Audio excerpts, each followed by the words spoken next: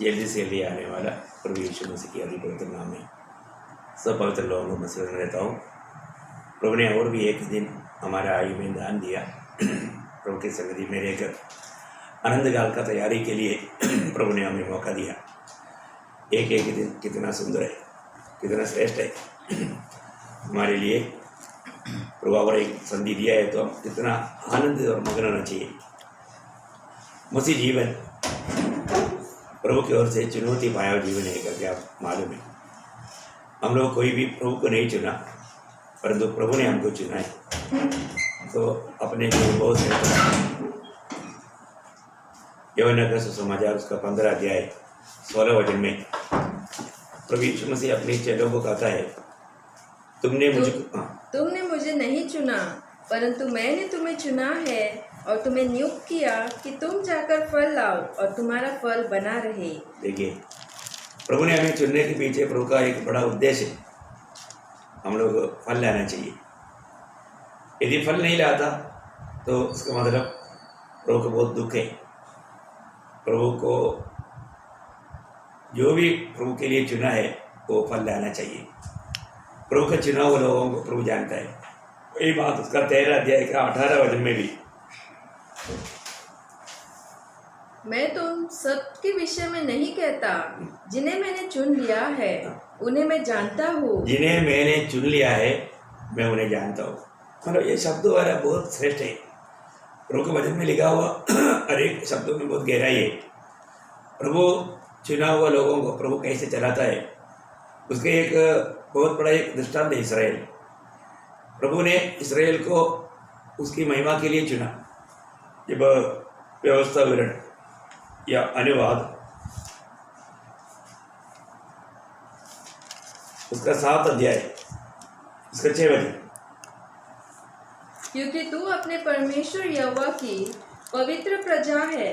यहोवा ने पृथ्वी भर के सब देशों के लोगों में से तुझको चुन लिया है कि तू उसकी प्रजा और नीच धन ठहरे। देखिए, प्रभु बोलता है कि मतलब इसराइल को प्रभु ने चुना, प्रभु के लिए चुना, प्रभु का नीच धन ठहरने के लिए। प्रभु का चुनौती पाया हुआ लोग है इसराइल। लेकिन इसराइल जैसा प्रभु ने चाहा वैसा फल नहीं दिया। इसलिए प्रभु ने क्या किया, प्रभु के राज्य को उनसे लेकर के जातियों को दिया। जब मत्ती की सुसमाचार उसका 21 अध्याय 43 वचन में बढ़ता है।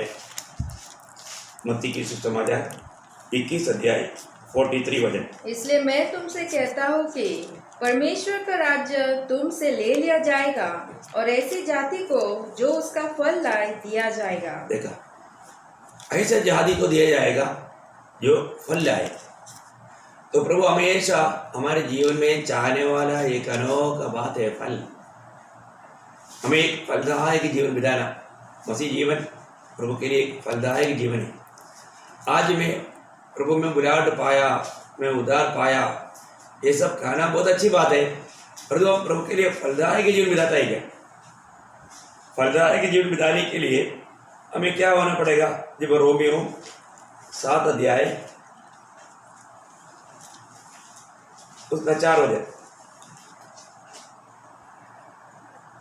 वैसे ही है मेरे भाइयों, तुम भी मसीह की देह के द्वारा व्यवस्था के लिए मरे हुए बन गए कि उस दूसरे के हो जाओ जो मरे हुए में से जी उठा, ताकि हम परमेश्वर के लिए फल लाए। देखा, हम परमेश्वर के लिए फल लाए। एक फलदायक जीवन।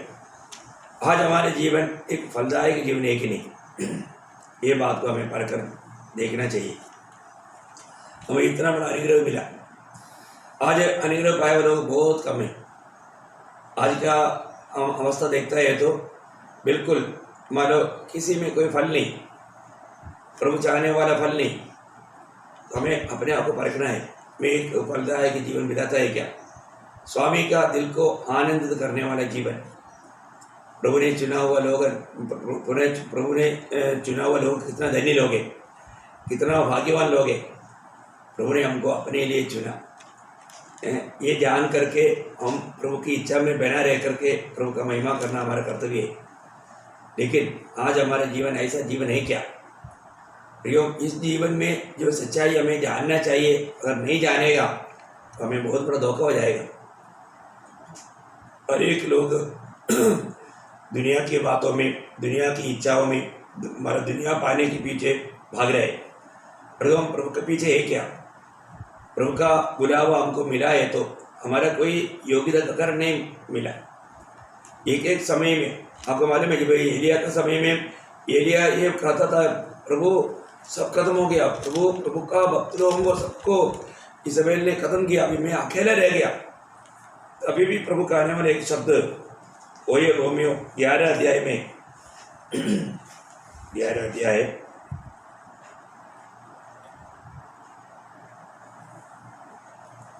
उसका दूसरा वचन से पढ़ना। परमेश्वर ने अपनी उस प्रजा को नहीं त्यागा जिसे उसने पहले से जाना। क्या तुम नहीं जानते कि पवित्र शास्त्र एलिया के विषय में क्या कहता है कि वह इज़राइल के विरोध में परमेश्वर से विनती करता है? इस्राएल के विरोध में अभी एलिया विनती कर रहा है। हे प्रभु, उन्होंने तेरे भविष्यवक्ताओं को घात किया और तेरी वेदियों को ढा दिया है, और मैं ही अकेला बचा हूँ और वे मेरे प्राण की भी खोजी है। परंतु परमेश्वर से उसे क्या उत्तर मिला? मैंने अपने लिए 7,000 पुरुषों को रख छोड़ा है जिन्होंने बाल के आगे घुटने नहीं टेके हैं कि किसी रीति से इस समय भी अनुग्रह से चुने हुए कुछ लोग बाकी है। बस देखिए, यहाँ पर भी जब एलिया कहता है, प्रभु मतलब इज़राइल ने पूरा तेरे भक्तों को खत्म किया, अभी मैं अकेले रह गया। लेकिन प्रभु बोलता है नहीं, मैंने 7,000 को मैं अलग करके रखा है, एलिया को मालूम नहीं है। प्रियो, हमारे जीवन में एक बात जानना, हर एक पीढ़ी में प्रभु का अनुग्रह पाया हुआ कुछ लोग रहता है, सबको दिखता नहीं, शायद प्रभु का जन को भी दिखता नहीं, परंतु प्रभु मानव रहता है। प्रभु का अनुग्रह के द्वारा उद्धार का कार्य प्रभु हर एक पीढ़ी में लोगों में करता है। आपको मालूम है, जल प्रलय से पहले भी प्रभु के साथ चलने का महान कृपा अनुग्रह मिला। हानोक को मिला, नोहा को मिला, अनुग्रह मिला, प्रभु के साथ चला है ना। आज इस पीढ़ी में प्रभु का अनुग्रह हमें मिला, इसलिए प्रभु के साथ चलने के लिए। तो प्रभु के साथ चल करके प्रभु का महिमा करना यह हमारा कर्तव्य है। आज हमें एक एक दिन प्रभु हमें दान दे रहा है, तो हमको प्रभु के संगति में रहकर कितना अधिक प्रभु का महिमा करना चाहिए। हमें मिला हुआ चुनौती, हमारा कोई योग्यता नहीं प्रियो, हम सिर्फ अयोग्यता, कभी भी प्रभु ने हमें चुना है ना। हम लोग हमारे किसी कारण भी प्रभु के निकट जाने के लिए हमारे पास कुछ भी पात्रता नहीं था, तो हम लोग ना प्रभु से आभारी होना चाहिए और प्रभु का दिल को कैसा प्रसन्न करना चाहिए। ये दुनिया शायद हमें प्रभु के खातिर सब त्यागेगा। आपको मालूम है, यीशु मसीह को सब लोगों ने त्यागा, लेकिन यीशु मसीह को पिता ने नहीं त्यागा। हमेशा प्रभु के संगति में रहना है। प्रभु का वचन में, प्रभु के शब्द में, यूहन्ना का सुसमाचार 8 अध्याय उसका 29 में पढ़ना। मेरा भेजने वाला मेरे साथ है, उसने मुझे अकेला नहीं छोड़ा, क्योंकि मैं सर्वदा वही काम करता हूँ जिससे वह प्रसन्न होता है। कितना सुंदर बात। मतलब यीशु मसीह बोलता है, मेरा भेजने वाला सदा मेरे साथ है। यही तो बात मसीह जीवन में भी है, प्रभु मेरे साथ हमेशा होना चाहिए है ना। यीशु मसीह हमारे में जीना चाहिए, प्रभु को प्रसन्न करने वाला एक जीवन, इससे बड़ा धन्यवाद क्या है। अभी यीशु मसीह जब ये दुनिया में जीता था, वो पिता को जीता था, पिता उसमें जी रहा था, वो कभी भी अकेले नहीं छोड़ा, हमेशा। उसका 16 अध्याय का 32 वचन भी थोड़ा पढ़ना। 16 अध्याय का 32 वचन। देखो वो घड़ी आती है, वरन आ पहुंची है कि तुम सब तितर बितर होकर अपना अपना मार्ग लोगे और मुझे अकेला छोड़ दोगे, तो भी मैं अकेला नहीं, क्योंकि पिता मेरे साथ है। क्या सुंदर बात है। देखा, 3.5 साल प्रभु के साथ रह करके इतना अच्छा शिक्षण पा करके बहुत बड़े बड़े काम देखा हुआ, वो चेले लोग भी प्रभु यीशु मसीह को छोड़कर भाग गया। लेकिन प्रभु यीशु मसीह बोलता है, तुम लोग सब छोड़ेगा। वो लोग बोला था हम नहीं छोड़ेगा, लेकिन आखिर छोड़ दिया। हम देखते हैं प्रयोग सब छोड़ेगा तो भी प्रभु कभी नहीं छोड़ेगा, प्रभु हमारे साथ रहेगा। हमको ये एक अनोखा अनुभव चाहिए। आज मैं प्रभु को प्रसन्न करने वाला मार्ग में है क्या? प्रभु को पाने के बाद, प्रभु में बुलाहट पाने के बाद, नया जन्म पाने के बाद हमारे सबसे बड़ा कर्तव्य है हम हमेशा प्रभु के साथ चले, प्रभु को प्रसन्न करने वाला काम करें। ये बात के लिए हमें रोज एक समर्पण करना। आज सवेरे उठ करके अपने आप को समर्पण किया है तो प्रभु जरूर इस्तेमाल करेगा। प्रभु चाहता है, प्रभु हमको हम लोग कई बार थोड़ा घबरा जाता है, डर जाता है। क्यों है कि मतलब हमको कई प्रकार का तकलीफ, कष्ट, प्रतिकूल बाधा आता है, इसलिए हम सोचता है कि क्या प्रभु हमारे साथ है क्या। परंतु एक बात जानना, प्रभु हमको बना रहा है तो बनाने से पहले प्रभु हमको तोड़ेगा। पहले अनुभव तोड़ने का आएगा, फिर प्रभु बनाएगा। दोनों अनुभव में थोड़ा दर्द रहेगा। ये बात को हमेशा प्रभु का लोग जानना।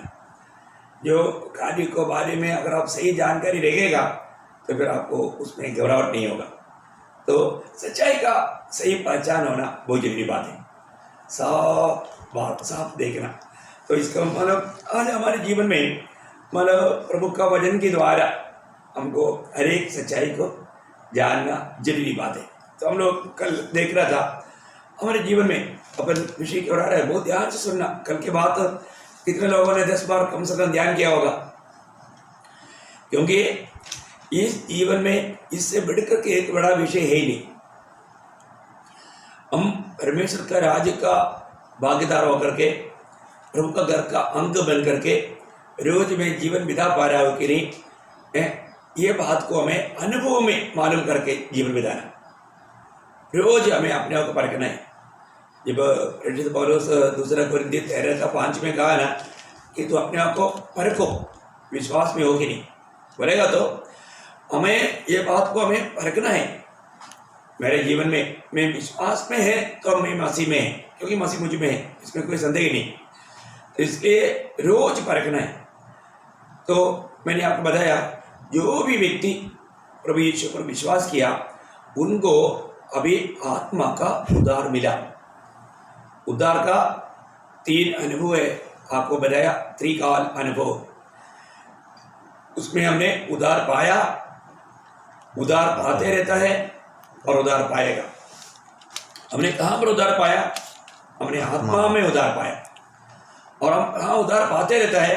हम अपनी प्राण में या अपनी देही में, देह देही आत्मा या आत्मा देही देह।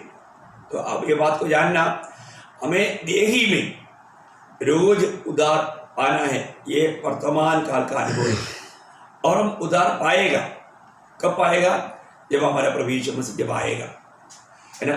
ये बातों को हमें सही रीति में जानना। अभी मैंने कल आपको नया जन्म का कुछ बातें आपको बताया। ये जो नया जन्म उद्धार पाने के लिए कई बात बताया, लेकिन उद्धार प्रभु का दान है ना। जब एफेसियों का पत्र 2 अध्याय का 8 और 9 वचन एफेसियों, तो अब इस बात में पक्का बनना। मैं शायद कई वचन आपको मतलब बार बार पढ़ाएगा, क्योंकि आपको वचन को सही रीति में जानने के लिए आपको देखो ये वचन जो कहता है सत्य कहता है ना। एफेसियों 2 अध्याय का 8-9 वचन, क्योंकि विश्वास के द्वारा अनुग्रह ही से तुम्हारा उद्धार हुआ है, और यह तुम्हारी ओर से नहीं वरन परमेश्वर का दान है, और न कर्मों के कारण, ऐसा न हो कि कोई घमंड करे। देखिए उद्धार बिल्कुल प्रभु की ओर से दान है, मुफ्त में है। लेकिन यहाँ बहुत ध्यान देना, जब हम इस उद्धार जब पाता है उस समय में हमारे तरफ से कोई काम है क्या? उद्धार दान है ना, दान है। लेकिन हमारी तरफ से इसमें 4 काम है। ध्यान से सुनना। इस उद्धार प्राप्त करने के लिए उद्धार दान है, मुफ्त में है। वो काम प्रभु ने सूली पर किया है, लेकिन हमें उसको अपनाने के लिए, हमें उसको अनुभव में लाने के लिए हमारे तरफ से 4 काम है। 4 काम करना है। वो क्या क्या है? देखना। इसलिए आपको बताया, आपका जो नया जन्म सही है कि नहीं, मैं उसको बहुत सरल रूप में बताऊंगा, आपको किसी को भी थोड़ा भी डाउट नहीं रहेगा। आपका उद्धार के बारे में आप पक्का बनना, क्योंकि सबसे बड़ी बात उद्धार है, मतलब और कोई बात नहीं। ये दुनिया का नीति का या इसराइल को दिया हुआ खतना नहीं। जब गलातियों का पत्री 6:15 आपको याद होगा, नया सृष्टि, नया जन्म है ना, ये सबसे बड़ी बात है। पढ़िएगा 6:15, गलातियों 6:15। क्योंकि न खतना और न खतना रहित कुछ है, परंतु नई सृष्टि। नया सृष्टि है बात। आप उद्धार पाया है तो आप एक नया सृष्टि है, ये खतना के द्वारा नहीं। खतना हमारा क्या है वो भी आपको बताएंगे। ये शरीर का खतना की बात नहीं, उसमें एक आत्मिक अर्थ है। अब ये खतना क्या है, ये उसका आत्मिक अर्थ है, वहाँ पर भी हम आगे जाएगा। लेकिन अभी यहाँ पर विषय क्या है कि हमें इस उद्धार पाने के लिए, अभी यहाँ पर हमने एफएसी में पढ़ा था 2 अध्याय के 8 में, विश्वास के द्वारा प्रभु का अनुग्रह से तुम्हारा उद्धार हुआ, तुम्हारा कोई काम नहीं, क्योंकि वो सारा काम प्रभु ने सूली पर किया। लेकिन उस उद्धार को आपको अनुभव करने के लिए आपकी तरफ से 4 कदम है। क्या क्या है मैं आपको बताऊं। सबसे पहले बात, आपको पछतावा करना या अनुताप, क्या बोलते हैं, यिर्मयाह 8 अध्याय का 75 ना, हाँ तो आप और ध्यान से सुनिएगा। यिर्मयाह 8 अध्याय का 6 बजे। किसी ने अपनी बुराई से पछताकर नहीं कहा। देखा, बुराई से पछताना। यहाँ पर सबसे पहले हमें पछतावा चाहिए, पछताना, हमारा बुराई से पछताना है। वो मैं ही वो पापी हूँ, वो दोषी हूँ, उस बात में हमें पछताना है। सबसे बड़े बात, आज बहुत लोग मतलब प्रभु का सुसमाचार सुनता है तो उनको कोई पछतावा नहीं, प्रियो पछतावा नहीं है तो उसमें आत्मा का काम नहीं हुआ। नया जन्म बुद्धि का काम नहीं, नया जन्म बिल्कुल प्रभु ने हमारे आत्मा में, हमारे दिल में करने वाला महान कार्य है। इसमें आप बहुत ध्यान से सुनना है। जब भी हम वचन सुनेगा तो मैंने प्रभु को हमारे इतना तकलीफ दिया, प्रभु को दुख दिया है, वो पापी मैं हूँ, प्रभु यीशु मसीह को सूली पर चढ़ाने वाला वो महापापी मैं हूँ, ये बात पवित्र आत्मा हमको याद दिलाएगा। उस समय में हम टूट फूट कर रोएगा, पछताव करेगा। पहला कदम पछताने के बाद में फिर क्या करेगा, हम मन फिरेगा, है ना। एशिया नबी की किताब उसका 55 अध्याय 7 बजे पढ़ना। एशिया 55 अध्याय का 7 बजे। देखिए, बहुत सरल रूप में आपको समझ में आना चाहिए।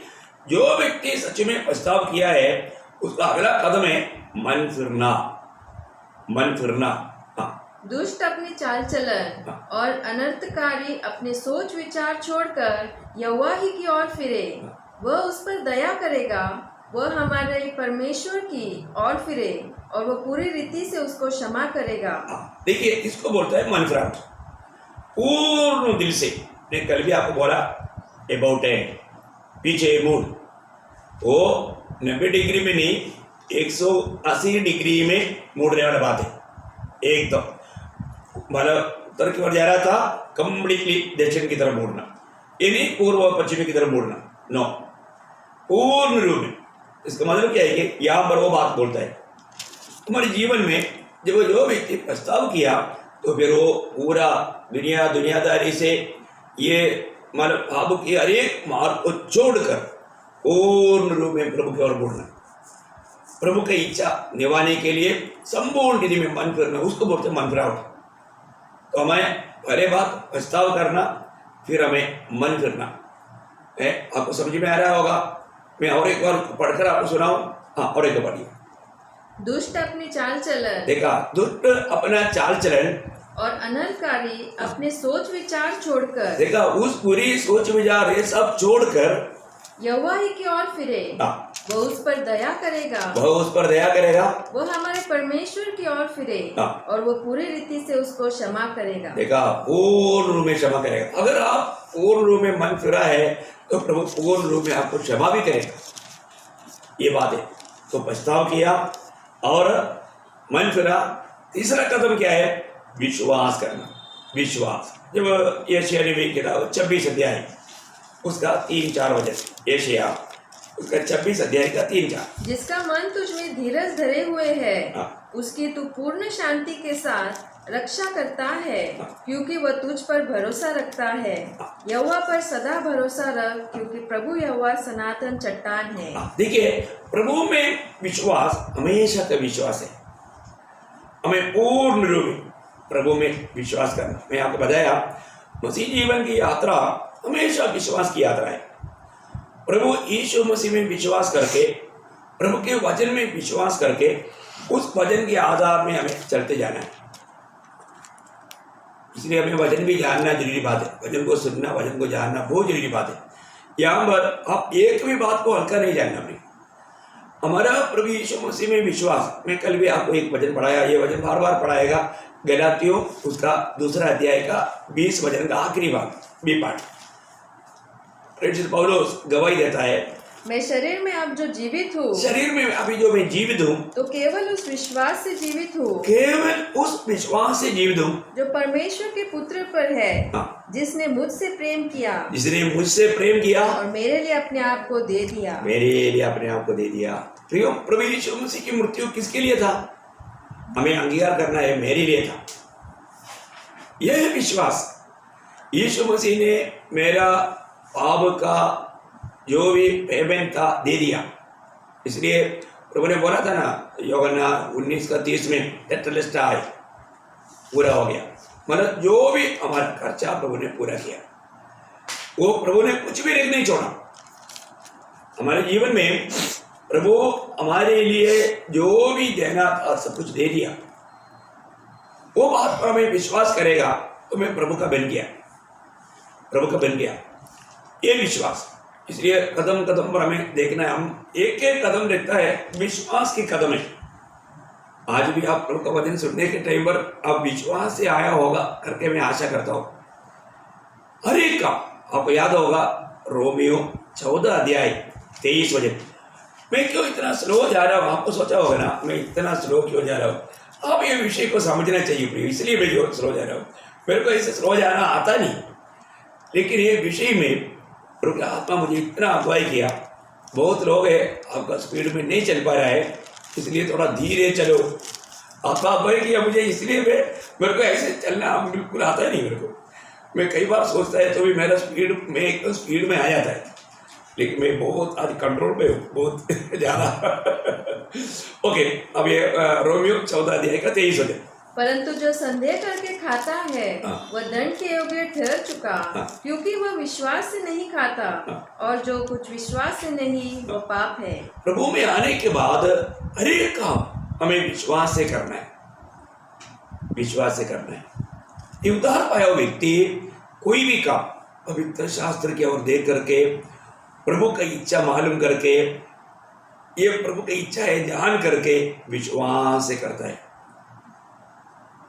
ये बहुत गंभीर बात है। 2 कोरिन्थी 5 अध्याय का 7 वचन में भी ये बात और हमें दृढ़ करता है। हम देख करके नहीं, विश्वास से चलते हैं। क्या बोलते हैं? क्योंकि हम रूप को देखकर नहीं, हम रूप को देखकर नहीं, पर विश्वास से चलते हैं। विश्वास से चलते हैं। प्रियो, आप देखो, आप कोई भी काम करता है वो हमें विश्वास से करना। क्या विश्वास? मैं ये प्रभु के लिए करता हूँ, प्रभु की महिमा के लिए करता हूँ। हमारा हर एक काम प्रभु का महिमा के लिए आना चाहिए।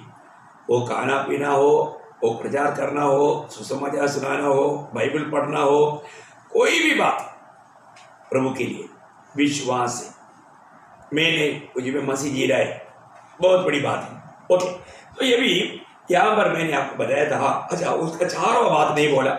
हाँ, देखिए, पहली बात पछताव करना, दूसरी बात मन फिरना, तीसरी बात विश्वास करना।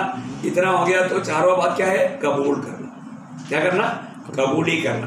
आपको माला कल भी मैंने पढ़ाया, लेकिन अब और एक बार सुनाता हूँ। रोमियो 10 अध्याय का 9-10 वचन। यदि तो अपने मुंह से यीशु को प्रभु जानकर अंगीकार करे और अपने मन से विश्वास करे कि परमेश्वर ने उसे मरे हुए में से जिलाया तो तू निश्चय उद्धार पाएगा।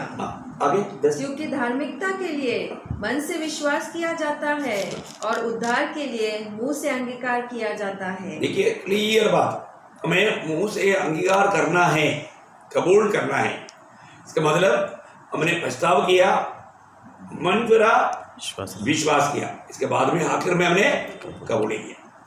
ये चारों काम हमें नया जन्म पाने के लिए, उद्धार पाने के लिए सबसे बड़ी बात है। अभी मैं आपको बताना चाहता हूं कि हमको एक व्यक्ति में उद्धार पाया है कि नहीं। अभी आपने ये सब किया, तभी भी आपका उद्धार हुआ है कि नहीं, कैसे मालूम? ये जानना चाहिए ना, ये तो बात है। मैं आपको आपका जीवन में आपने नया जन्म पाया है कि नहीं, आपको पूर्ण रूप में यकीन कराना चाहता हूं। आप वजन से ये अनुभव आपको चाहिए। इसके लिए 2 बात, खास बात है। क्या है कि आपका उद्धार हुआ है कि नहीं जानने के लिए नंबर 1 बात यह है कि अगर आप अपने जीवन में प्रभु में आने के बाद अगर कोई आप पाप करेगा, तुरंत आपको आभास होगा, आत्मा आपको बोलेगा कि तूने पाप किया। आप उस अवस्था में रह नहीं सकता। ये बहुत बड़ी बात है। मतलब भले बात कोई पाप की तरफ मुड़ने के टाइम पर ही मना हो जाएगा, मना हो जाएगा, एकदम मना शब्द आएगा, एक प्रकार का रुक, तो प्रभु का बैठा है तो ऐसे नहीं करना। शायद आपको क्रोध आ रहा होगा, क्रोध में आकर के आपको उसको मतलब कुछ गाली देने का इच्छा आ रहा होगा, लेकिन आपको तुरंत आत्मा बोलेगा देख तू प्रभु का बैठा है, तो प्रभु का बैठी है, रुकाएगा उधर। ये उद्धार पाया हुआ एक व्यक्ति में प्रभु कार्य करने वाला बात है। बहुत ध्यान से सुनना। कभी भी आपको प्रभु पाप करने नहीं देगा। वहां पर एक जैसे अभी कई बात मगर अभी अपने साथ एक व्यक्ति चल रहा है, अगर वो सिगरेट पीना चाहे तो हम क्या बोलेगा, प्लीज प्लीज सॉरी आप मत करो। तो हम हमारा तकलीफ उसको बजा करके उसको रुकाने की कोशिश करेगा। उससे भी बढ़कर है आत्मा, क्योंकि उद्धार पाया हुआ, नया जन्म पाया हुआ हर एक में कौन है? पवित्र आत्मा है। पवित्र आत्मा कोई भी पाप करने के लिए आप जाएगा या आप सोचेगा या आप कदम बढ़ाएगा, तुरंत आत्मा आपको रुकाएगा। ये बड़ी बात है। अगर आत्मा आपको नहीं रुकाता इसका मतलब आपका नया जन्म नहीं हुआ, क्योंकि आत्मा आपको हर एक सच्चाई में चलाएगा। आप देखिए, अगर आपको कुछ मतलब गलत काम करने का होगा या मतलब गलत बात देखने का होगा, तो अभी भी आत्मा मना करेगा। एक बात मैं आपको नम्र विनती करता हूं, किसी प्रकार भी पाप को हल्का मत जानना। पाप हल्का बात नहीं है। पाप की ओर मुड़ेगा तो तुरंत प्रभु की आत्मा आपको मना करने वाला आवाज आएगा।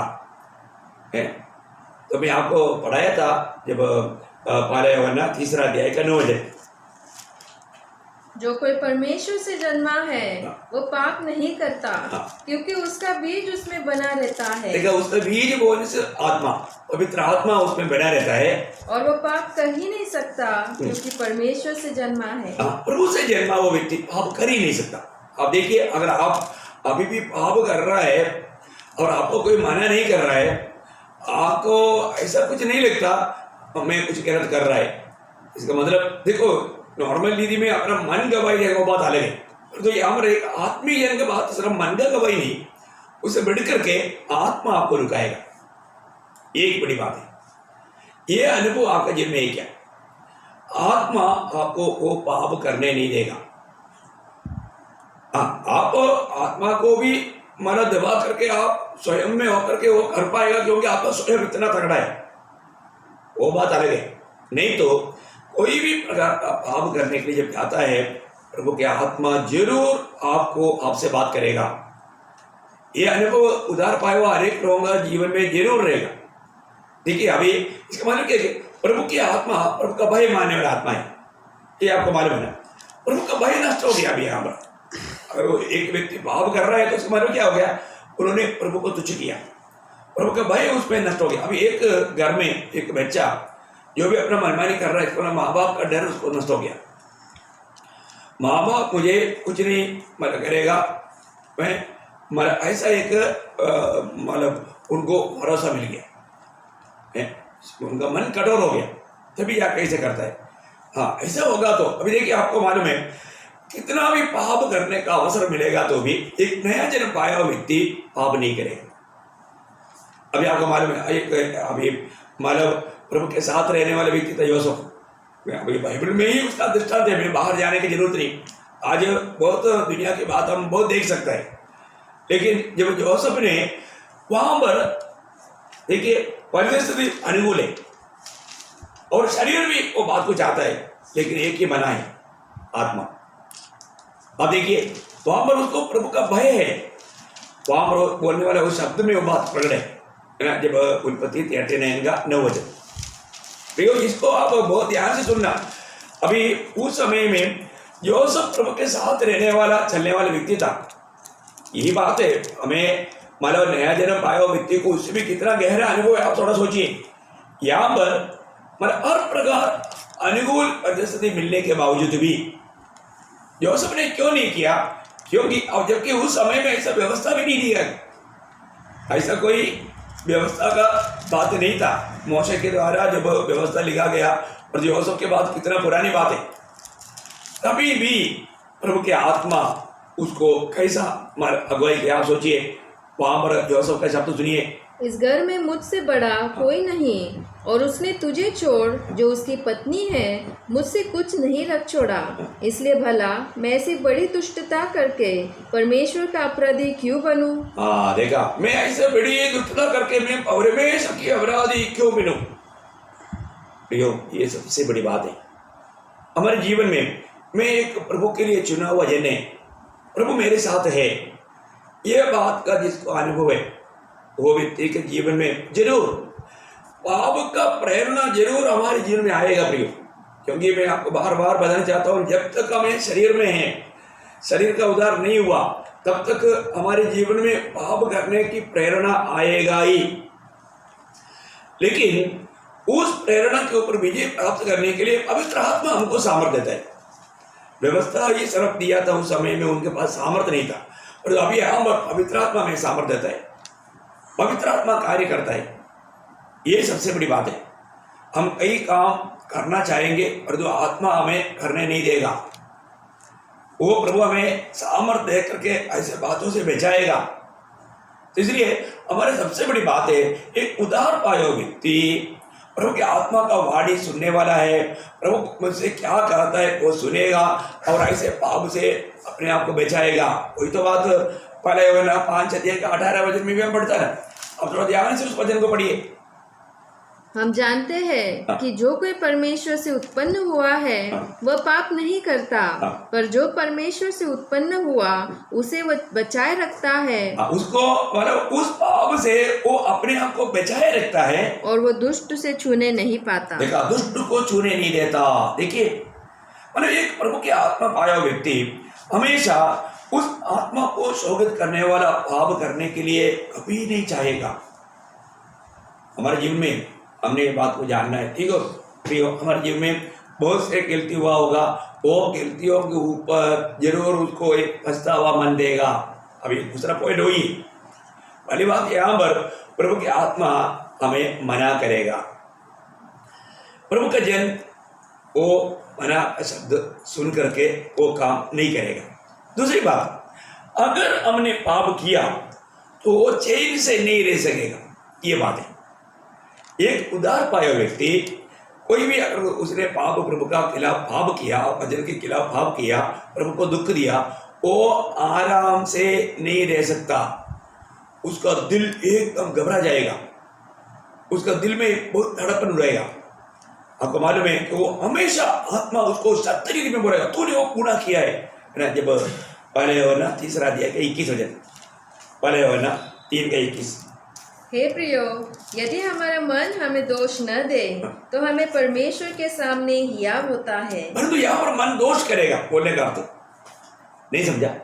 एक पाप करने के बाद में मन ये गवाही देगा, तूने वो गुनाह किया है, तू दोषी है।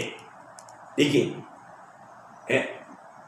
क्योंकि हमें प्रभु का मन है, इसलिए गलती करने के बाद में हम आराम से चैन से नहीं रह सकता। एक बार मतलब मैंने एक बात आपको बताया था, एक व्यक्ति वो प्रभु में आया, प्रभु में आने के बाद में वो एक पेंटर था, पेंटर। तो एक घर में पेंटिंग कर रहा था, तो उसके अंदर एक अलमारा था।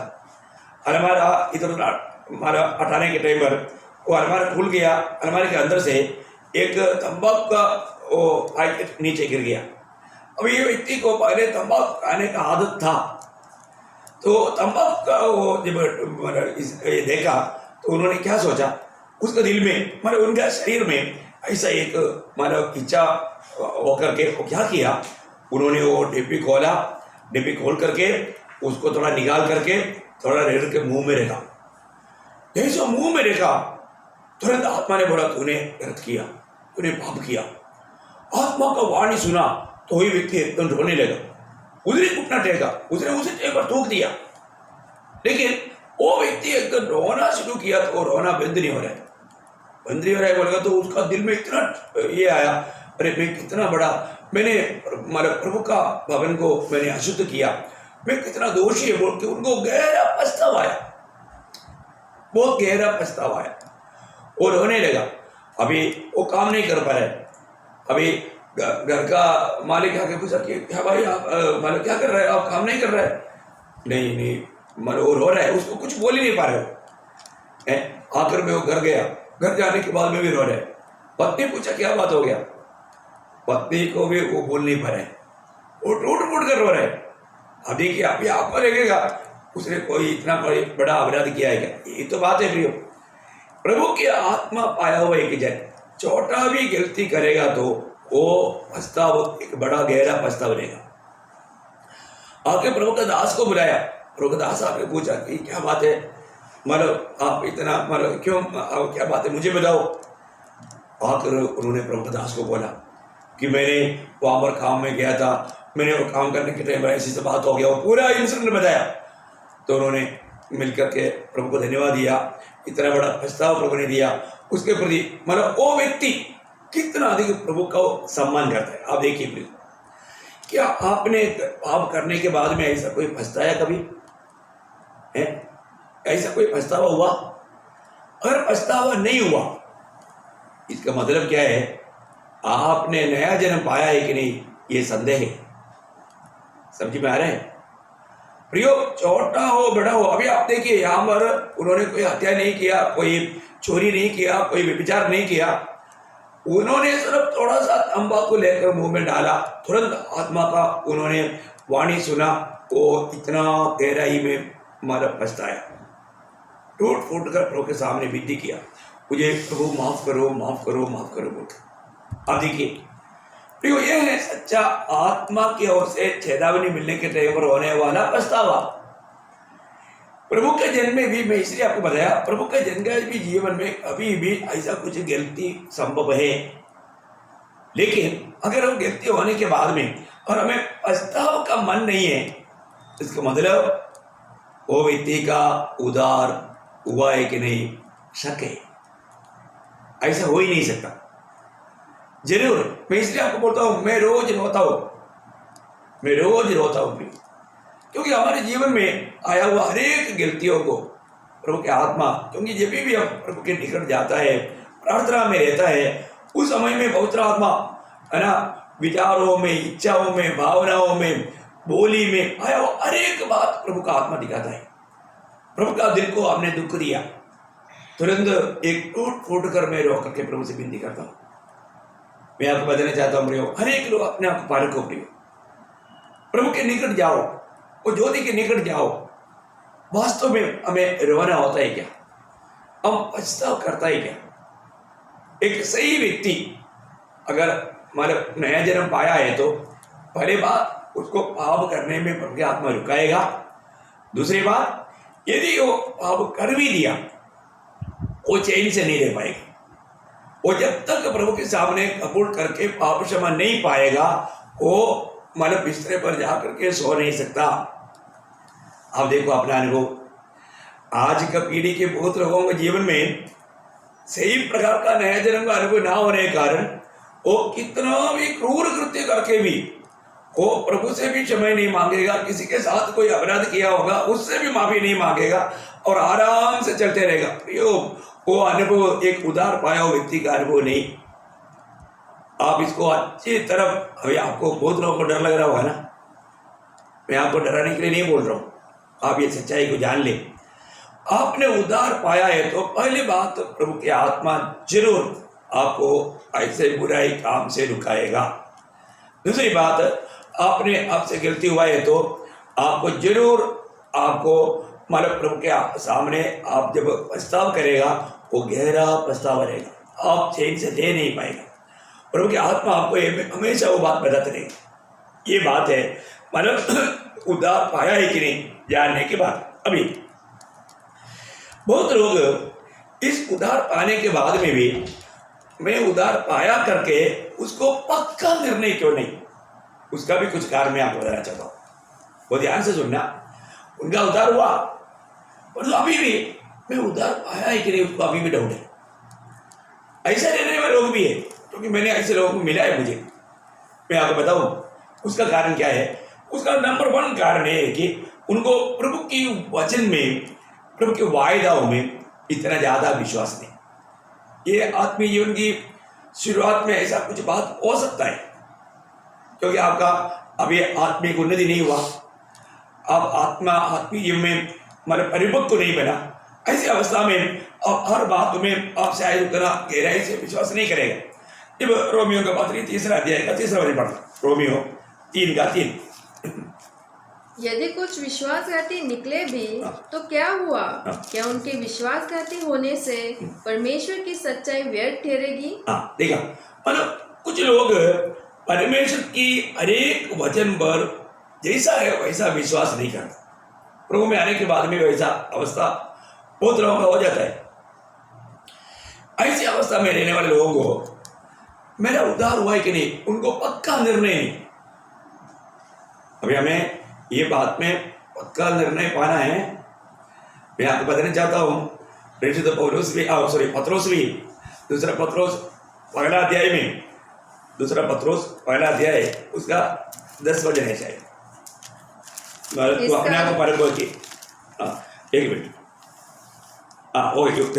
इस कारण हे भाइयों, अपने बुलाए जाने और चुन लिए जाने को सिद्ध करने का भली भांति यत्न करते जाओ, क्योंकि यदि ऐसा करोगे तो कभी भी ठोकर न खाओगे। नहीं तो ठोकर खाएगा।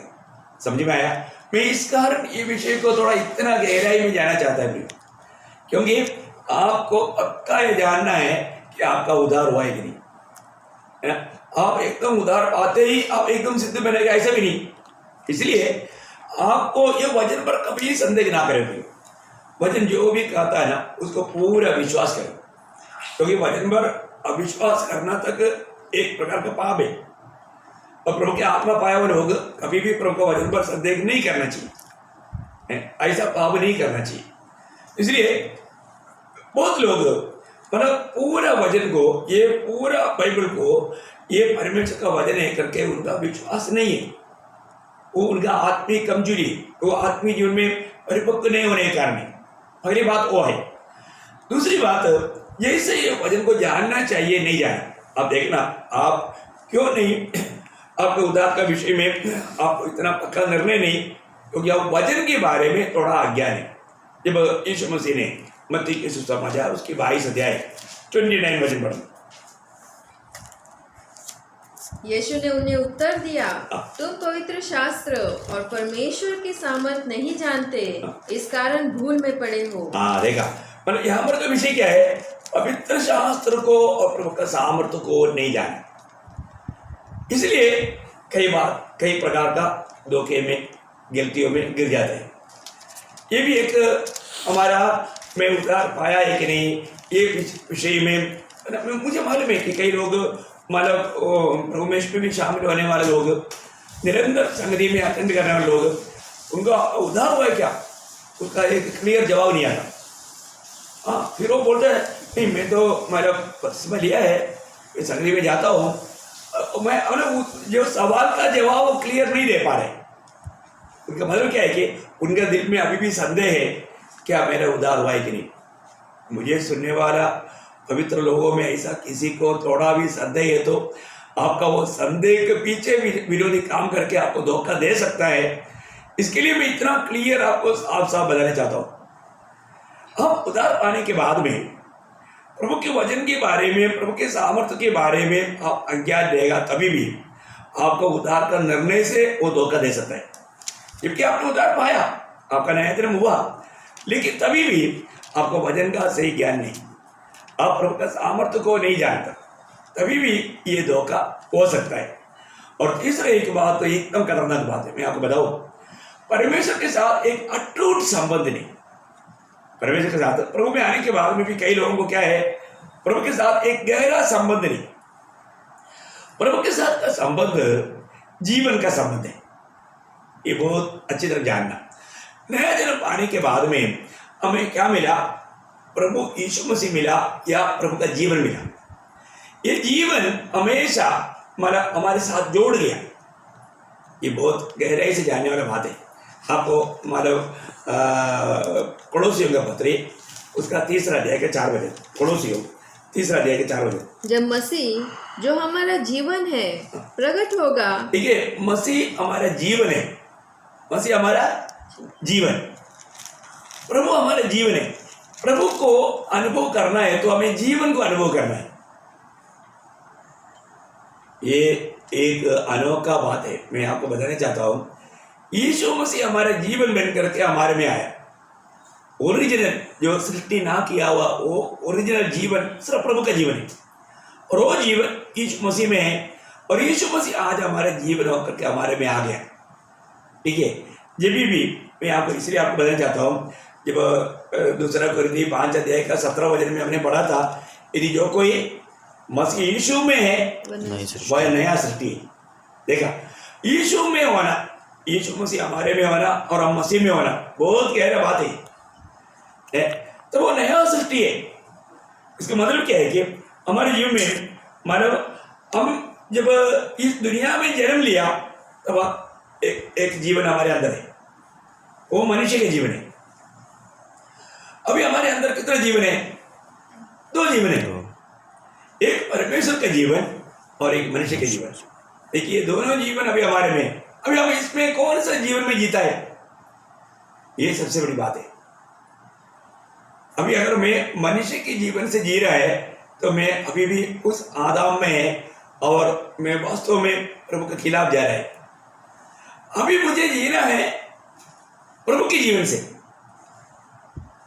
अभी जो प्रभु के जीवन से जी करके जो प्रभु का महिमा करेगा, उनके लिए यीशु मसीह आ रहा है। अभी वो 4 वचन पूरा नहीं पढ़ा, अभी और एक बार पूरा पढ़ते सुनो। ये कोलोसियों 3:4, कोलोसियों 3:4। जब मसीह जो हमारा जीवन है प्रकट होगा, तब तुम भी उसके साथ महिमा सहित प्रकट किए जाओगे। देखिए, बोलने का अर्थ क्या है, यीशु मसीह हमारा जीवन बन करके उस जीवन से जीने वाले लोग प्रभु के आगमन में प्रभु के साथ मिलेगा। इसका मतलब प्रभु हमारे में जीवन बनकर क्यों आया? तो अभी हमें कोई भी काम करने के लिए जीवन चाहिए ना। अभी हमारा जीवन कौन है? अभी हमारे जीवन यीशु मसीह है। इसका मतलब हमारे जीवन में कौन दिखना चाहिए? साफ बात है, यीशु मसीह दिखना चाहिए है।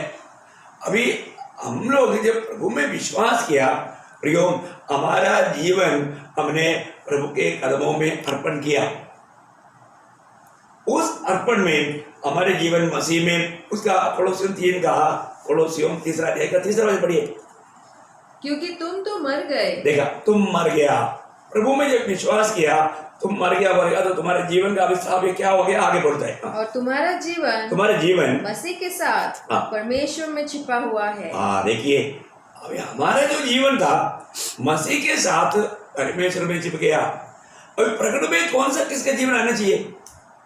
प्रकट में मसीह का जीवन आना। शायद इतना गहराई में आप कभी सोचा नहीं। आप सोचिए, आपने प्रभु पर विश्वास किया, तुम्हारे विश्वास करने के टाइम पर आपका जीवन की अवस्था क्या हो गया? वो मसीह में, पिता में छिप गया। अभी मसीह हमारे जीवन है, वो जीवन अभी हमें ये दुनिया में जीना है। इसका मतलब क्या है कि जो व्यक्ति जो नया जन्म पाया, इसका मतलब क्या है कि पहले बात उसका जो मिला वो अनुभव आप देखिए, पाप क्षमा मिला, उसके जीवन में एक उनका वो धोया गया, उसके जीवन में वो पवित्र किया गया, उसके जीवन में वो धर्मी ठहराया गया, उसके जीवन में उसको गुलामी से मुक्त किया, आजाद किया, है ना। ये सारे काम ये नया जन्म में उसका अनुभव है। एक नया जन्म पाया हुआ व्यक्ति का अनुभव क्या है?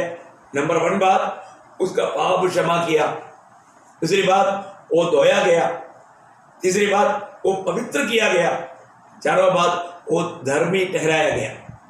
देखिए, ये सारा काम एक नया जन्म पाया हुआ व्यक्ति के जीवन में प्रभु ने दिया हुआ आत्मिक अनुभव है। ये सारे अनुभव हमारे आत्मा में अनुभव में आ गया। हमारा हमने पाया व्यक्ति को ये सारा अनुभव मिल गया। मिलने के बाद में अभी यीशु मसीह में उन्होंने जब नया जन्म पाया, वो उसका जीवन उसको मिला। यहाँ पर एक विषय हमने जो पहले भी पढ़ा था, पहला यूहन्ना 5 अध्याय उसका हमारा 11-12 वचन। वह गवाही यह है कि परमेश्वर ने हमें अनंत जीवन दिया है, और यह जीवन उसके पुत्र में है। जिसके पास पुत्र है उसके पास जीवन है, और जिसके पास परमेश्वर का पुत्र नहीं उसके पास जीवन भी नहीं है। देखिए, मतलब यहाँ पर ये नया जन्म का अर्थ वास्तव में क्या है प्रियो? नया जन्म इसका अर्थ है यीशु मसीह हमारे में जन्म लिया। यीशु मसीह हमारे में जन्म हो गया। बहुत बड़ी बात है ना, इसको हल्का बात नहीं जानना चाहिए। यीशु मसीह का हमारे में जन्म हो गया, उसको नया जन्म बोलते हैं। अभी प्रभु हमारे में बैठना है, उसका जीवन से हमें जीना है। प्रभु के जीवन में हमें जीने का अर्थ मसीह हमारे में जीना है, मसीह हमारे में रोज बैठना है। उसके लिए सारा प्रबंध है। एक आत्मिक जीवन का अर्थ बिल्कुल यीशु मसीह हमारे में जीवन बिताने वाला अनुभव है। वही बात मतलब कहलाती हूँ, दूसरा अध्याय का 20 वचन की पहला भाग में पौलुस ने कहा ना, मैं मसीह के साथ क्रूस पर चढ़ाया गया हूँ। अब मैं जीवित न रहा, पर मसीह मुझ में जीवित है। बस मसीह मुझ में जीवित है। प्रियो, मसीह हमारे में आने से पहले हमारे जीवन कहाँ पर था? मसीह हमारे में आने से पहले हम उस आदम में पाव में जीवन बिताता था। एक समय में आपको मालूम है प्रेषित पौलुस कौन था? मसीह कलीसिया को सताने वाला व्यक्ति था। लेकिन मसीह में आने के बाद में अभी मसीह के लिए वो सतावट खा रहा है, वो दुख उड़ा रहा है। कितना अंदर है, दिन रात का फर्क है ना। वही तो बात है। हमारे जीवन में प्रभु आने के बाद फिर हमारा चाल चलन, हमारा जिंदगी वो सब खत्म हो गया, वो एक नया सृष्टि बन गया। तो यहाँ पर मैं एक बात आपको बताना चाहता हूँ। नया जन्म पाने का व्यक्ति में पहली बात उसका स्वभाव बदलना चाहिए। दूसरी बात उसका हृदय बदलना चाहिए। तीसरी बात मतलब उसका जो आत्मा की अवस्था बदलना चाहिए, क्योंकि हमारा आत्मा का अवस्था पहले क्या था? मरा हुआ अवस्था था, अभी वो जिंदा किया गया है। और चारवा बात मतलब प्रभु का जीवन हमारे में प्रकट होना चाहिए। उद्धार पाया व्यक्ति में, बहुत ध्यान से सुनना, उद्धार पाया व्यक्ति में पहले बात उसका स्वभाव बदलना चाहिए। दूसरी बात उसका मतलब दिल, हृदय बदला हुआ हृदय बदलना चाहिए, क्या बदला हुआ हृदय है। तीसरी बात उसके आत्मा की अवस्था बदलना चाहिए। चारवीं बात मतलब उसका जीवन बदलना चाहिए। जीवन का मतलब हमारा जीवन अभी नहीं है, यीशु मसीह हमारे जीवन बनकर आया। यह बात को हमें समझना। एक व्यक्ति नया जन्म पाया करके खाना इतना छोटी बात नहीं। अभी भी उद्धार पाने के बाद में बहुत लोग अपना पुराना स्वभाव में जीवन बिताते हैं। इसका मतलब उस व्यक्ति का स्वभाव बदला नहीं। अभी हमें परखना, मैं प्रभु में आ गया तो अभी आपको मालूम है हमारा स्वभाव क्या था। जब यिर्मयाह नबी के था 17 अध्याय के 9 वचन,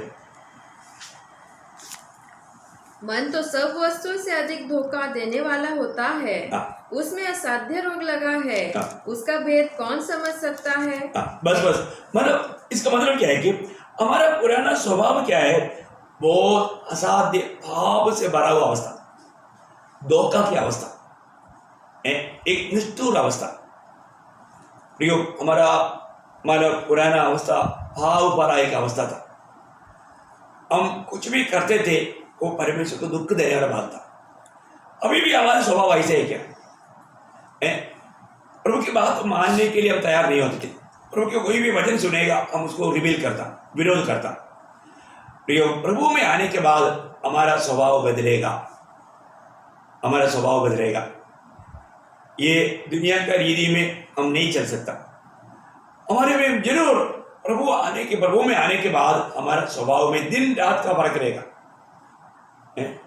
वो जरूर यीशु मसीह की जीवन के द्वारा वो स्वभाव को प्रकट करेगा, प्रभु का स्वभाव प्रकट करेगा।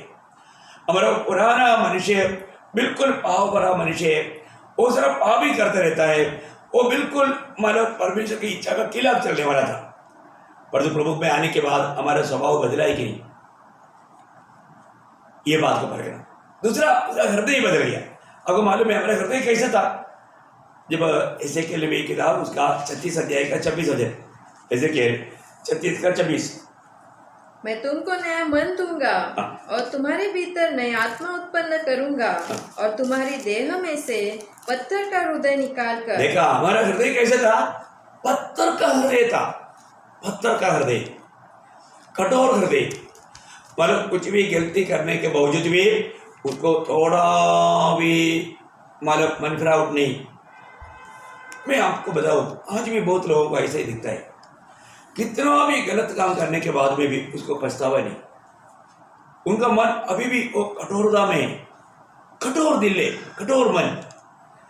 प्रभु में आने के बाद में ऐसा बात है ही नहीं। प्रभु हमें एक नया मन देता है, नया हृदय देता है। वो हृदय बिल्कुल प्रभु की वचन के सामने कांपने वाला दिल है। आज प्रभु का वचन सुनने के समय में भी अगर हमें डरते हुए कांपते हुए वचन ग्रहण करने का स्वभाव में नहीं आया, अभी तक आपने वो नया हृदय नहीं पाया। इसका मतलब क्या है? उद्धार के बाद तो उम्र कहीं ना कहीं कुछ गलती है। आप देखिए, आप प्रभु में आने के बाद आपका पक्का स्वभाव बदलेगा। दुनिया गवाही देगा कि ये पहले जैसा नहीं है। आज दुनिया के बीच में आपका गवाही है क्या है? या अभी भी आप पहले जीवन में जो भी अपने मतलब गंदगी चाल चलते थे अभी भी ऐसे चाले क्या? आपका स्वभाव बदला है कि नहीं? जक्काई के जीवन में प्रभु आ गया तो जक्काई का स्वभाव बदल गया। वो बहुत लालची आदमी था, धन का लोभी था, परंतु प्रभु आने के बाद प्रियो उसका दिल बदल गया। दुनिया गवाही दिया है क्योंकि वो पाप का स्वभाव अभी पवित्र जीवन हो गया, आज्ञा मानने वाला जीवन हो गया है। ओनेसिमोस सुधार पाया, ओनेसिमोस का जीवन बदल गया क्योंकि ओनेसिमोस फिलेमोन के घर से चोरी करके भागा था। चरित्र बताता है, बाइबल में नहीं लिखा। एक बात जानना, प्रभु का वचन सुना, प्रभु मतलब प्रेरित पौलुस ने उसको इतना चाहा, बोला कि मतलब फिलेमोन तेरे जगह पर मैं उसको मेरे पास रखता था सेवा के लिए, लेकिन तेरा प्रेम के कारण मैं तेरे पास भेज रहा हूँ। इतना अनोखा रीति में उसका जीवन बदल गया।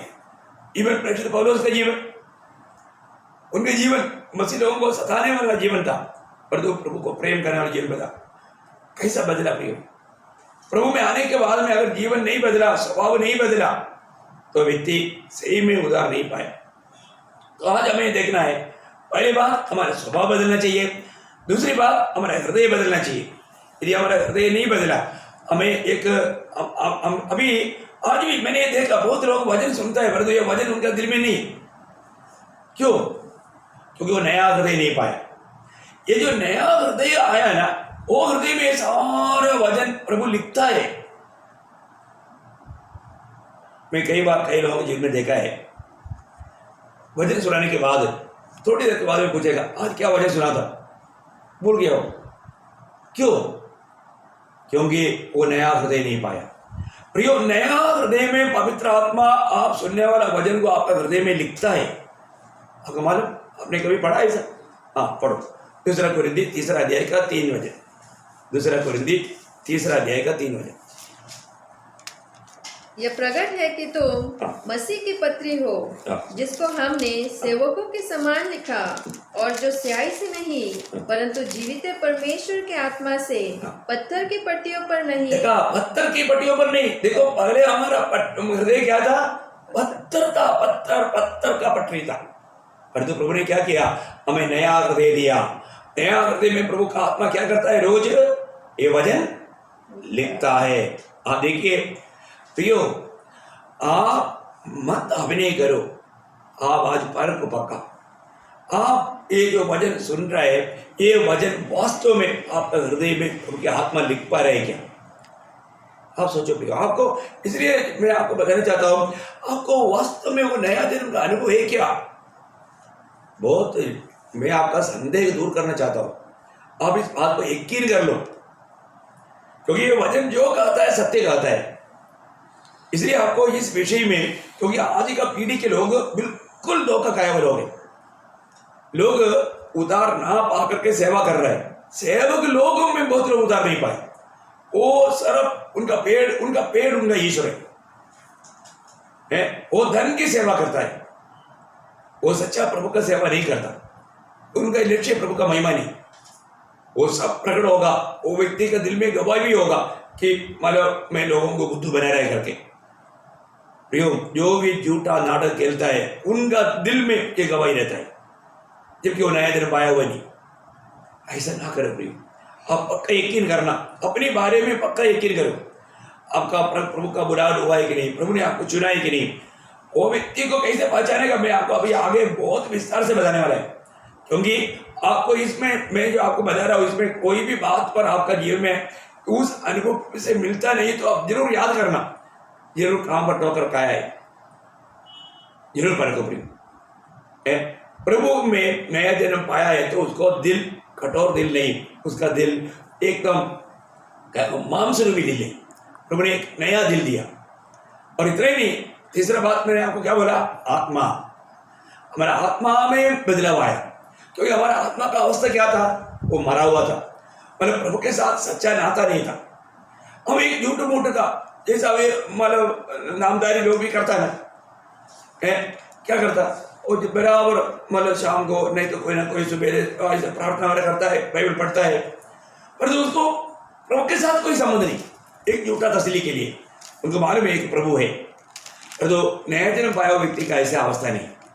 नया जन्म पाया हुआ व्यक्ति को एफिसियों के पत्री 2 अध्याय का 1 वचन, एफिसियों 2:1, उसने तुम्हें भी जिलाया जो अपने अपराधों और पापों के कारण मरे हुए थे। हाँ देखिए, मतलब हमारा जो पहले अवस्था, जो उद्धार पाने से पहले का अवस्था क्या था, पाप और अतिक्रमण के कारण मरे हुए थे। बोलने का अर्थ क्या है, परमेश्वर के साथ का कोई संगति नहीं थे, परमेश्वर का या एक सच्चा आत्मिक जीवन बिताने में हम असफल थे। ये अवस्था था प्रियो, एक बात जानना, और आत्मिक बात को समझते नहीं थे। बाइबल पढ़ते थे, मैं आपको बोला ना, नामदारी लोग बाइबल पढ़ते हैं। बाइबल पढ़ने के बाद मैं एक बार एक व्यक्ति, एक बहन मिला था इधर ही औजार में, वो MA फर्स्ट रैंक में पास हुआ व्यक्ति करके मेरे को बताया, बाइबल पढ़ता है, रोमन कैथोलिक था। मैं उसको पूछा आपका नया जन्म हुआ क्या? वो बोला क्या हुआ? देखो उसको मालूम नहीं, बाइबल रोज पढ़ता है वो, बाइबल रोज पढ़ता है, पर उसको नया जन्म क्या है मालूम नहीं। देखो क्यों है, वही तो बात है प्रिय। आप जरूर, आप इस दुनिया का एजुकेशन पाया है तो ये जो बाइबल जो वचन है ना, ये दुनिया की रीति में भाषा में लिखा है। आप जो भाषा आपको जानता है वो सारे भाषा में पढ़ सकता है, पर तो आप समझेगा नहीं। आप मतलब आपको, जब तक आप आत्मा में नया जन्म नहीं पाएगा, आप इस बाइबल को नहीं समझ सकता। आपको याद होगा जब प्रेरितों का उसका 8 अध्याय, उसका 31 में पढ़ना, मतलब खोजे का अनुभव, वहां पर फिलिप्पुस जाकर के उसको पूछ रहा है, प्रेरितों का 8 अध्याय का 30-31। फिलिप्पुस उसकी ओर दौड़ा हाँ। और उसे यशायाह भविष्यवक्ता की पुस्तक पढ़ते हुए सुना और पूछा, तू जो पढ़ रहा है क्या उसे समझता भी है? हाँ देख, ऐसा आज का लोगों को पूछेगा तो उल्टा डांटेगा वो, है क्या तू बहुत होशियार है क्या, मैं पढ़ता है तो क्यों नहीं मैं समझेगा, ऐसे बोल के डांटेगा। पर ये इतना बड़ा अधिकारी होकर के वो क्या बोला, उसने कहा, जब तक कोई मुझे न समझाए। देखा वो कितना नम्र व्यक्ति था। यही एक सच्चा प्रभु का खोजियों का चिन्ह है। आगे पढ़ना, जब तक कोई मुझे न समझाए तो मैं कैसे समझूं? आगे। और उसने फिलिप्पुस से विनती की कि वह चढ़कर उसके पास बैठे। बाकी क्या हो गया आपको मालूम है, पूरा पढ़ने की जरूरत नहीं, लेकिन मतलब फिलिप्पुस उनके साथ रथ में बैठ करके वो यशायाह नबी की किताब 53 अध्याय पढ़ रहा था, वो विषय में यीशु मसीह के बारे में उसको समझाया और उन्होंने प्रभु को ग्रहण किया। देखो, समझने के कारण ग्रहण किया। आज भी बहुत लोग प्रभु के वचन को नहीं समझ रहे हैं, इसलिए प्रभु को ग्रहण नहीं कर पा रहे। परंतु जिस व्यक्ति को प्रभु की आत्मा है, वो व्यक्ति ने उसको समझाया। मैं आपको बताना चाहता हूँ, आज भी बहुत लोग ये वचन को टेढ़ा मुड़ा करके व्याख्या करके देता है, क्योंकि उसको प्रभु की आत्मा मिला ही नहीं, फिर वो अपना बुद्धि के अनुसार उसको व्याख्या करता है। कितनी बातों को एक वचन में परिपक्व न होने के कारण कुछ लोग प्रभु में आने के बावजूद भी कुछ बात को गलत टेढ़ा मुड़ा बात करता है। प्रयोग इस वचन को सही रीति में जानना सबसे बड़ी बात है। ये आने वाले दिनों में हम इसके लिए मैं आपको ये प्रयास करना चाहता हूँ। प्रियो, हमको ये दुनिया का कोई सर्टिफिकेट की जरूरत नहीं, किसी का हमें हमारा अंगीकार की जरूरत नहीं, और तो सत्य वचन को ठीक से जाने। जब तक आप प्रभु की आत्मा में नया जन्म नहीं पाएगा, प्रभु की आत्मा को अगर आप प्राप्त नहीं किया होगा, आप इस आत्मिक बातों में आप कभी भी बढ़ नहीं सकता। आप एक आत्मिक जन बनकर के जी नहीं सकता। क्लियर बात है। उसको समझने के लिए मैं एक बात बढ़ाना चाहता हूँ। वास्तव में मतलब इतना समय थोड़ा पार हो गया, लेकिन फिर भी आपको बताना ही पड़ेगा। पहला कुरिन्थी उसका 2 अध्याय, उसका 10 से 15 तक पढ़ना। बोलो। परंतु परमेश्वर ने उनको अपनी आत्मा के द्वारा हम पर प्रकट किया, क्योंकि आत्मा सब बातें वरन परमेश्वर की गूढ़ बातें भी जांचता है। मनुष्य में से कौन किसी मनुष्य की बातें जानता है?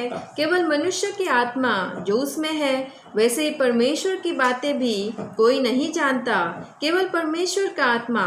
परंतु देखिए, एक शब्द मुझे अभी ज्यादा व्याख्या करने के लिए टाइम नहीं, लेकिन आप बहुत ध्यान से सुनना।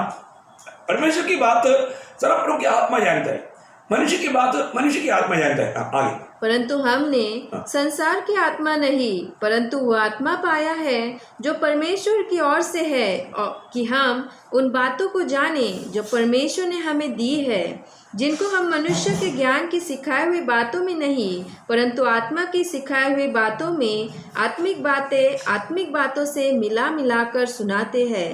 परंतु शारीरिक मनुष्य परमेश्वर के आत्मा की बातें ग्रहण नहीं करता, क्योंकि वह उसकी दृष्टि में मूर्खता की बातें हैं, और न वह उन्हें जान सकता है, क्योंकि उनकी जांच आत्मिक रीति से होती है।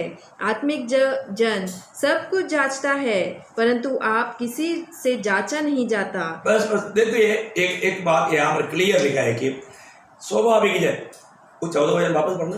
परंतु शारीरिक मनुष्य, देखो शारीरिक मनुष्य कौन है? जिसका उद्धार नहीं हुआ, जिसका नया जन्म नहीं हुआ। आदम में मनुष्य जिसको प्रभु की आत्मा नहीं मिला, वो आत्मा की बातों को नहीं समझ सकता, चाहे वो कितना भी PhD लिया हो, कितना भी डॉक्टरेट हो। मैं आपको बताना चाहता हूँ, वो व्यक्ति आत्मिक बात को नहीं समझ सकता। प्रभु का वचन कहता है तो उसके आगे क्या बोलूं। और मुझे ऐसा बहुत, मैं आपको बताना चाहता हूँ, मुझे ऐसा बहुत लोग मिला है कि मतलब वो लोग अपने आप को बहुत ज्ञानी समझता है, लेकिन ये वचन को नहीं समझ पाए, उनको ये वचन नहीं समझा। वही तो एक मतलब नमूना है ना निकोदेमुस का बात। निकोदेमुस कौन था? है ना, निकोदेमुस इस व्यवस्था को अच्छी तरह जानने वाला व्यक्ति था। उधर उनका मतलब यहूदियों का एक गुरु था, बुढ़ा था, मतलब पूरा आयु भर ये वचन को अभ्यास किया, परंतु उसका नया जन्म नहीं हुआ। प्रियो, नया जन्म सबसे इंपॉर्टेंट बात है।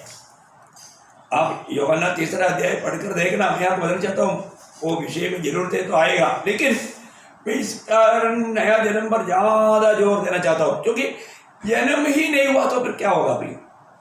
फिर आपको प्रभु के साथ का कोई संबंध का बात है नहीं। हमें प्रभु का घर का अंग बनाता है नया जन्म। नया जन्म पाए बिना आप प्रभु का घर का अंग नहीं, प्रभु के साथ कोई नाता नहीं। यहाँ पर हम क्या देखा? स्वभाव बदलना चाहिए, हृदय बदलना चाहिए, आत्मा की अवस्था बदलना चाहिए। आखिर में जो परमेश्वर के साथ का जीवन में हमारा संबंध होना चाहिए।